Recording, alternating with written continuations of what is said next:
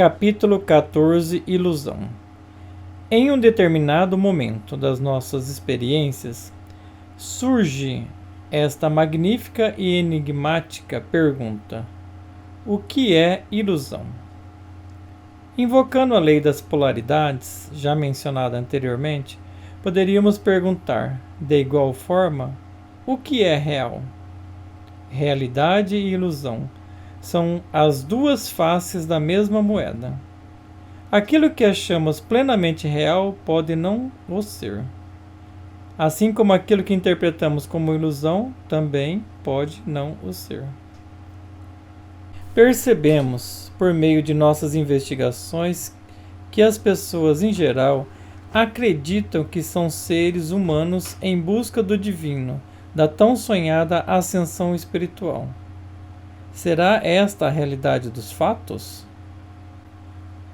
Será que esta é a forma mais adequada de interpretar o que estamos fazendo aqui, vivendo neste planeta? E se for justamente o contrário? E se formos seres altamente espiritualizados, criaturas divinas experimentando a vida material, experimentando a criação de um veículo denso chamado corpo humano?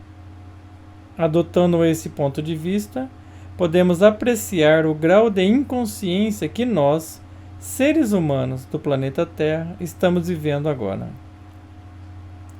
No começo dessa experiência no planeta Terra, antes da chamada queda adâmica, existiam seres altamente evoluídos espiritualmente. Aqueles habitantes tinham total consciência da nossa origem espacial. Era possível se comunicar à vontade com outras instâncias do ser. Havia contato entre os habitantes dos planetas do Sistema Solar. Naquela época, se vivia na quarta dimensão.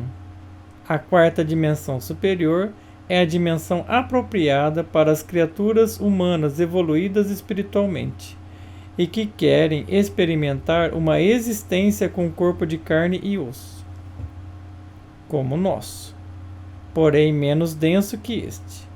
Já a terceira dimensão, esta em que vivemos agora, é destinada, na grande maioria dos casos, para desenvolver experiências com vida na vibração animal e vegetal. O início dessa experiência planetária foi muito agradável, de fato. Com toda razão, é possível chamar aquele período de Éden ou paraíso.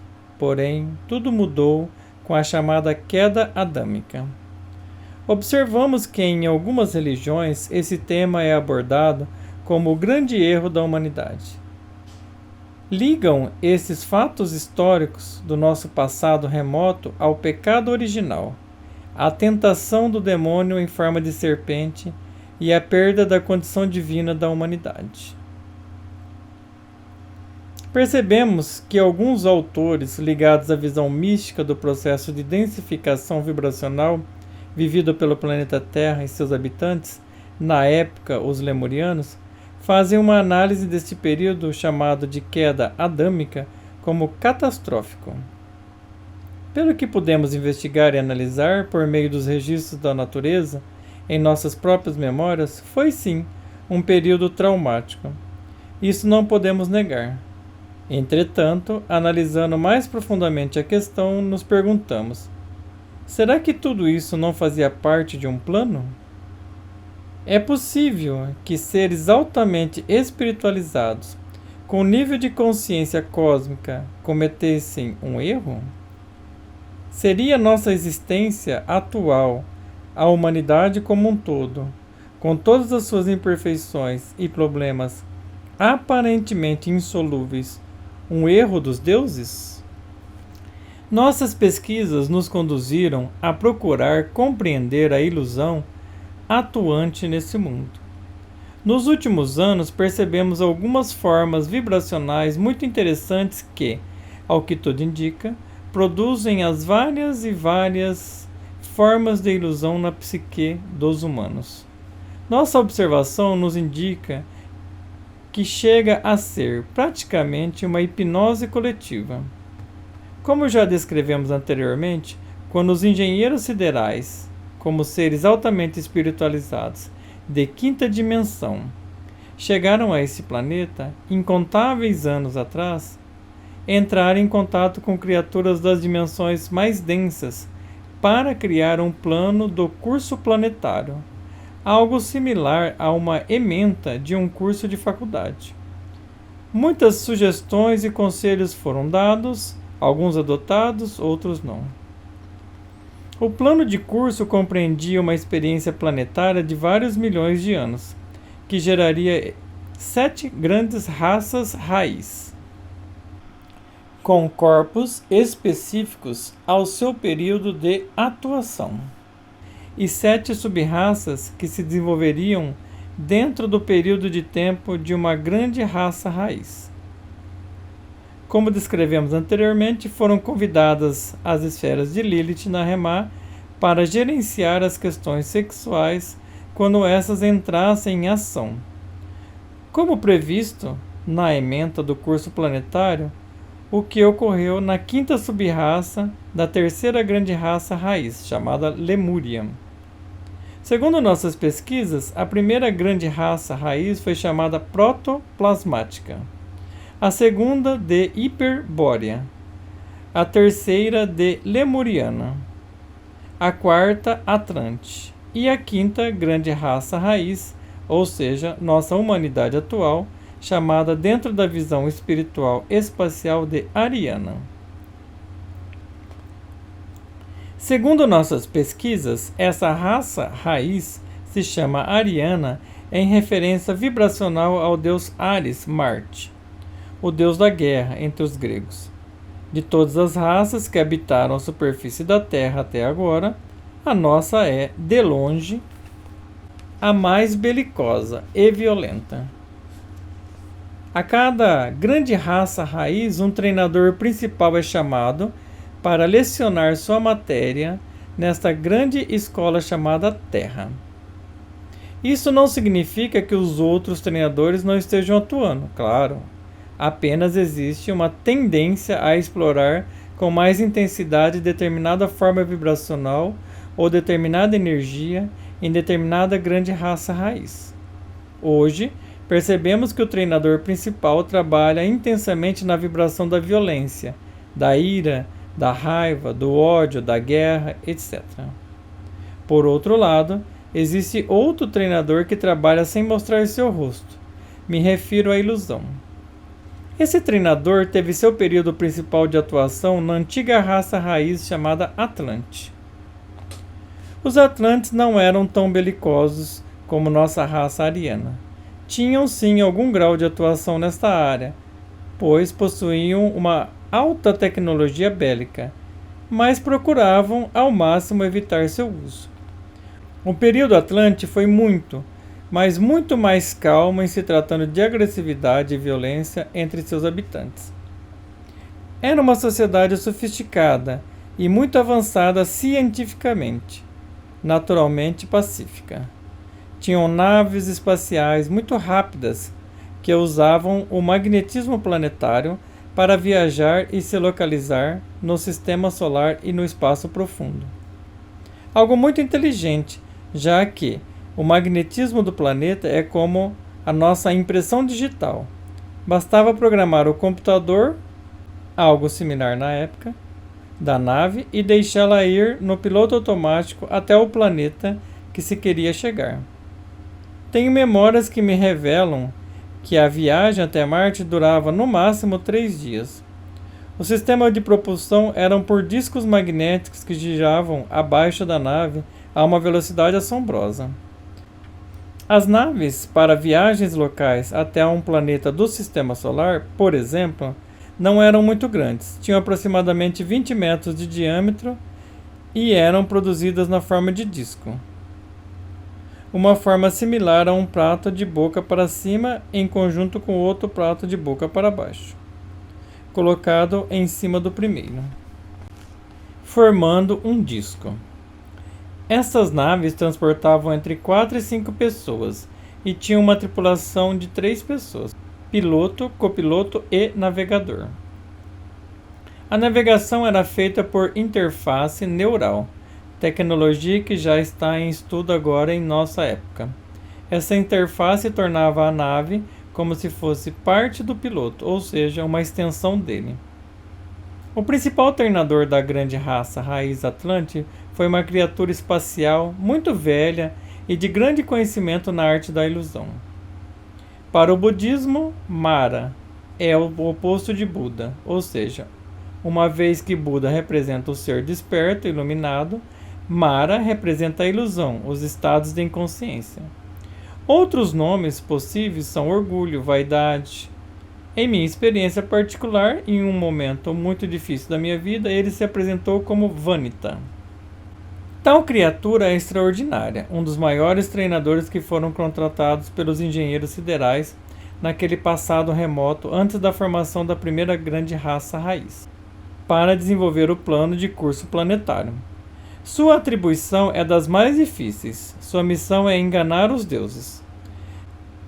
Mestre Supremo da Ilusão, criou mecanismos surpreendentes que hoje aprisionam eficazmente a mente da grande maioria dos habitantes do planeta Terra. Suas técnicas de hipnotismo coletivo são tão eficientes que alcançam, mediante fios invisíveis, todas as pessoas em todos os lugares do mundo. Existem raríssimas pessoas que escapam a esse mecanismo de controle. Sua atuação também esteve presente na terceira raça raiz, a Lemúria. Porém, naquele período de aprendizado, mais especificamente na quinta sub-raça, momento em que foi feita a experiência de criar indivíduos masculinos e femininos, a lição era de ordem sexual. Isto ocorreu no final da quinta sub-raça da Lemúria. Além disso, os corpos eram hermafroditas. Após a criação dos corpos sexuados, para os lemurianos, ainda houve um período bem longo de paz e tranquilidade. A chamada queda adâmica não ocorreu imediatamente após a criação dos corpos sexuados. No entanto, conhecedor do plano de curso planetário pré-estabelecido, criado pelos engenheiros siderais, antes mesmo da primeira raça raiz chamada protoplasmática, esta entidade, que aqui nos referimos como orgulho ou vaidade, começou a montar sua proposta de trabalho. Como o Senhor das Ilusões, começou a se encontrar com os lemurianos, sugerindo uma separação entre a criatura e seu criador, ou seja, uma semente da discórdia, que produziria uma espécie de rebelião contra os deuses criadores. O jogo psicológico imposto pelo fabuloso mestre das ilusões estava, precisamente, em que os lemurianos se esquecessem de que eram, ao mesmo tempo, criatura e criador.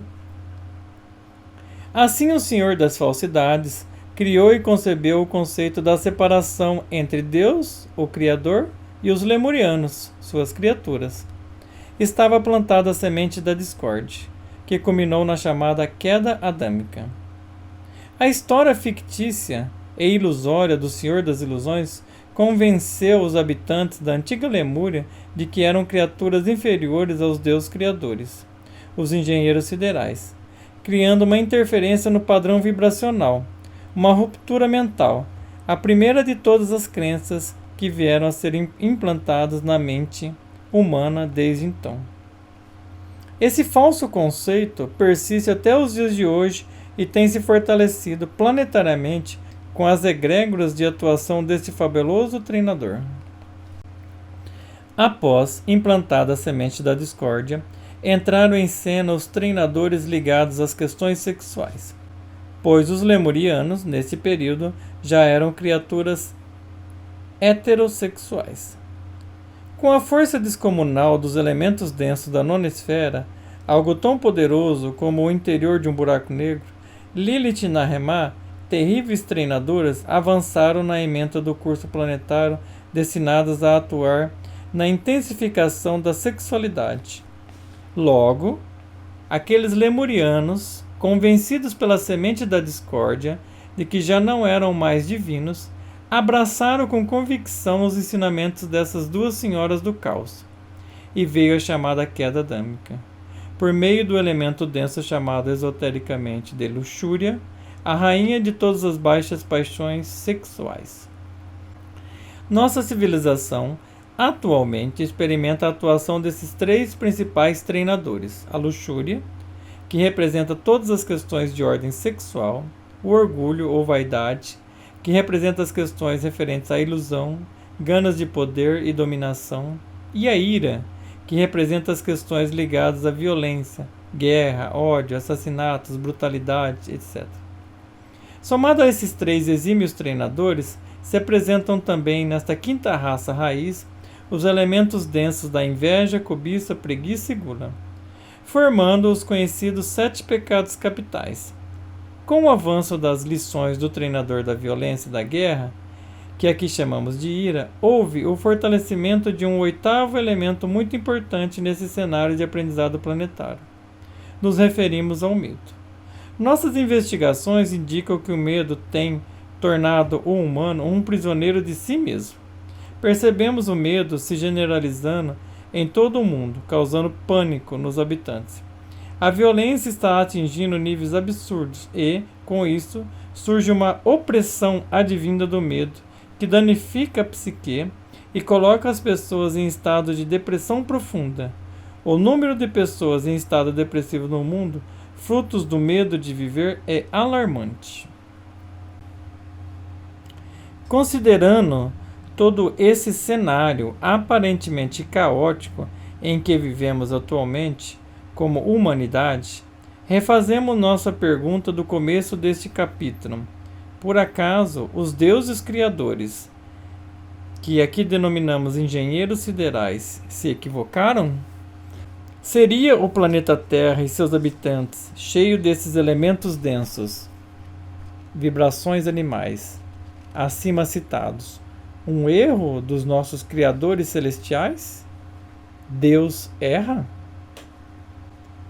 Nossas investigações nos dizem que esse planeta é uma escola sofisticadíssima, capaz de conter o poder de deuses dentro de corpos humanos mortais, e que tudo o que vivemos é, sempre foi e sempre será obra nossa. Não existem vítimas vivendo nesse planeta. Todos os seres que fizeram matrícula nessa escola planetária receberam a ementa do curso planetário por escrito, leram com muita atenção e assinaram, conscientes e comprometidos a desenvolver as matérias aqui ensinadas. Nós somos os criadores do sistema, assim como somos as criaturas que o habitam. Não há, nunca houve e nunca haverá separação entre o humano e o divino. Deus e o ser humano são uma coisa só, indissociável por natureza. O que é espiritual também é humano, e vice-versa. Esta é a chave para se compreender a ilusão, a semente da discórdia implantada há milhões de anos em nossa mente. Portanto, respondendo às perguntas acima, não existe erro. O plano do curso planetário está em pleno desenvolvimento. As aulas estão sendo dadas pelos treinadores de forma magistral. Entretanto, nós, criaturas divinas ocupando corpos humanos, estamos implantados com a primeira crença, com a primeira ilusão, a crença da separação entre humano e divino. A falácia que gerou a discórdia entre nós, criaturas, e nossos criadores. Exatamente a mesma que motivou a queda adâmica há milhões de anos, trata-se de um implante mental, uma lavagem cerebral, poderíamos dizer.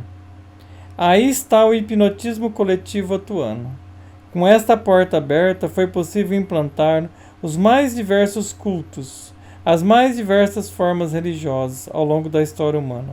Foi possível desenvolver o poder de humanos que dominam outros humanos, se intitulando intermediários entre Deus e os humanos. Foi possível propor, pelo mestre das ilusões, às mentes humanas, as mais variadas formas de vaidade, os mais interessantes tipos de vícios, os mais preciosos dogmas, os mais interessantes tipos de domínio mental do semelhante, as mais interessantes e viciantes formas de prazer. Como disse Salomão, Senhor da sabedoria. Vaidade de vaidades, diz o pregador. Vaidade de vaidades, tudo é vaidade. Eclesiastes 1:2. O que foi, isso é o que há de ser. E o que se fez, isso se fará. De modo que nada há de novo debaixo do sol. Há alguma coisa de que se possa dizer, vê, isto é novo? Já foi nos séculos passados, que foram antes de nós. Já não há lembrança das coisas que precederam, e das coisas que hão de ser também delas, não haverá lembrança, entre os que hão de vir depois. Eclesiastes 1, de 9 a 11. A ilusão da separação entre o divino e o humano cria um ambiente fértil para o medo, a violência, a dominação e o poder, principais armas para subjugar o semelhante. Em uma existência, nascemos para aprender a lição de exercer o poder e domínio sobre outros. Na vida seguinte, somos nós que somos dominados, submetidos e humilhados.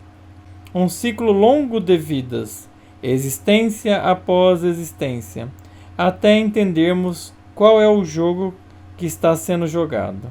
Sem dúvida, uma divina comédia. Nós criamos o jogo e suas regras. Assim, nós somos capazes de desvendar esses mistérios. Nós somos capazes de eliminar a ilusão. A ilusão é de origem mental. Portanto, se faz necessário aprender como a mente trabalha, como são seus mecanismos internos, seus níveis de atuação. Nossa mente é um precioso veículo de manifestação do ser que somos. Considerando o grau de densidade vibracional, temos o corpo físico humano, o mais denso, depois o corpo vital, em seguida o corpo astral e, por último, o corpo mental, o mais sutil de todos. Esse conjunto de 4 corpos vibracionais representa o quaternário inferior do ser, ou seja, os veículos de manifestação que dão condições de existirmos aqui no planeta Terra. O implante da discórdia está no corpo mental. Para chegar a ele e desativá-lo, é necessário compreender a lição de Ares Marte, o deus da guerra. É necessário encarar a ira frente a frente. Faz-se necessário conhecer nosso interior belicoso, nossas batalhas monumentais, nossas guerras e toda a ordem de violência que já praticamos. Precisamos reconhecer em nossos pensamentos e sentimentos todo o sangue derramado por nós ou por nossos atos ao longo de nossa jornada pelo planeta. Essa prática é terrivelmente dolorosa, porém urgentíssima. A parte feminina do nosso ser, chamada gentilmente de Mãe Divina, esclarece que este ato de coragem e desprendimento quebra o ciclo de violência, rompe o implante da discórdia e nos resgata desse lamaçal psicológico. A chave para se alcançar esse nível de compreensão é o amor. A abertura do plexo do coração e a respectiva aceitação dos valores do Cristo íntimo, o Senhor da vida, rompe o ciclo de tortura mental imposta pela ilusão. O plexo do coração representa em nós, vibracionalmente, o Sol. Por conseguinte, o Sol, a estrela mais próxima da Terra, representa a fonte da vida do sistema solar. Para nós, dentro da visão espacial espiritual, o Sol é o corpo físico do Cristo, o Senhor da vida em todo o sistema solar, que conhecemos como Miguel. Utilizando o mito de Lúcifer, segundo certa tradição religiosa, podemos considerar que nós descemos junto com Lúcifer, nosso mentor para assuntos terrenos, as dimensões inferiores da natureza. Agora, por meio do Senhor da vida, o Sol, ao qual podemos associar Miguel, iniciamos nosso retorno às dimensões superiores. Já nos foi dito e agora temos plena consciência deste fato. Toda iniciação que conduz à verdadeira espiritualidade é 100% solar. Em todos esses anos de pesquisa sobre a ilusão, Cortando cada vez mais fundo com o bisturi da autoobservação, chegamos a esta conclusão. Faz-se necessário e urgente invocar Miguel, o Sol, o Cristo solar, Senhor da vida em nós, para nos resgatar da ilusão implantada há milênios em nossa mente. Esta é a cura para nossos mais profundos equívocos. Essa é a chave preciosa que nos livra da ilusão. Todo o treinamento do Senhor das Ilusões nos é útil para reconhecer o real em nós mesmos. A vida eterna palpita e pulsa dentro do nosso peito, batida após batida, alimentando-nos com seu esplendoroso e infinito amor. Esta chave é real. O fogo vivo que brilha no ponto vibracional do nosso coração, no ventrículo esquerdo, é capaz de nos tirar dos braços da ilusão e nos mostrar o real em nós mesmos. Convido você, leitor, leitora, a compartilhar esta experiência libertadora e transcendental, a tão almejada liberdade das liberdades. Está aqui e agora à sua disposição, de portas abertas no Templo Coração, onde oficia o Cristo íntimo. Concentre-se e se dirija até Ele, e, humildemente, peça sua bênção e suplique a liberdade. Peça de todo o seu coração o fim da ilusão. Reconheça a divina presença do Senhor da vida e sua capacidade de pôr fim a milhões de anos de recorrências ilusórias. Compreenda que o que foi feito está feito. Coloque-se diante dele, de todo o coração, e permita que ele, o seu Salvador íntimo, lave seus pés com o sangue do coração. Concluímos ressaltando o fato de que o treinamento proporcionado pelo Senhor das Ilusões corresponde precisamente ao reconhecimento do nosso próprio potencial interno. Enquanto olharmos apenas para fora e dermos poder para o que está fora de nós mesmos, continuaremos escravos da lição da ilusão. A reconexão espiritual entre criatura e Criador é uma condição interna. Trata-se do reconhecimento de quem somos. Chegando ao real, dentro de nós mesmos, vem a liberdade e, por consequência, desaparece a ilusão.